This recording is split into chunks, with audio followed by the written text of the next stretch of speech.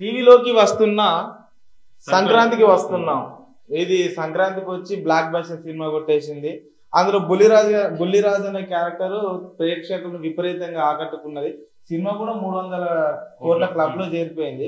First time మరి 1 month తర్వాతనే theatre మన ఓటీటీలోకి వస్తుంది, ప్లస్ సినిమాలో మన టీవీలలో కూడా వస్తుంది. ఓటీటీలోకి రాకముందుకే ఈసారి టీవీలో వేసుకున్నారంట. జీవాలు మన స్పెషల్ గా అనౌన్స్ చేసారు, ఇది అఫీషియల్ గా అనౌన్స్మెంట్ ఇచ్చింది.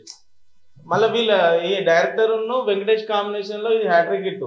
థర్డ్ మూవీ అదేం సినిమా F2 బీభత్సంగా హిట్ అయింది. F3 100 కోట్ల క్లబ్ లో జాయిన్ అయినప్పుడు తర్వాత F3 కూడా హిట్ అయింది.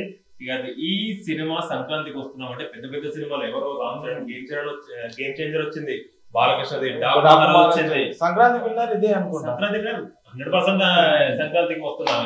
అనిల్ రావిపూడి కాంబినేషన్ లో వచ్చిన సంక్రాంతికి వస్తున్న సినిమా ఎలాంటి సక్సెస్ అందుకుందో అందరికి తెలిసిందే. ఐశ్వర్య రాజేష్, మీనాక్షి చౌదరి హీరోలుగా నటించిన ఈ సంక్రాంతి స్పెషల్ గా జనవరి 14న ప్రపంచవ్యాప్తంగా రిలీజ్ అయ్యి బ్లాక్ బాస్టర్ హిట్ అందుకుంది. ఫస్ట్ టైం ఇది. అంటే మామూలుగా ఏ సినిమా హిట్ అయినా హిట్ కాకుండా రిలీజ్ అయిన తర్వాత ఓటీటీలోకి వచ్చిన తర్వాత టీవీలోకి వస్తుంది.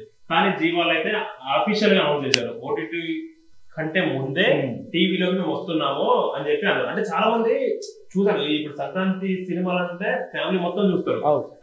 ఇది చాలా మంది చూడని వాళ్ళు కూడా చాలా మంది ఉన్నారు. అంటే ఎప్పుడెప్పుడు వస్తుందా ఓటీటీలో, కామెడీ కూడా విపరీతంగా ఉంది.